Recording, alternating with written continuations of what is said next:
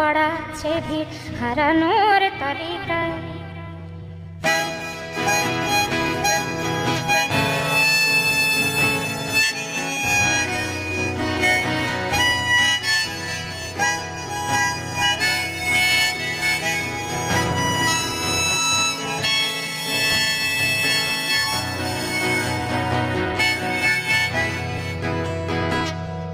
আজকে যে কোথায় আছি কোনো খবর নেই তো কারো, অথচ তোর ওই দুঃখগুলোতে অংশ ছিল আমারও।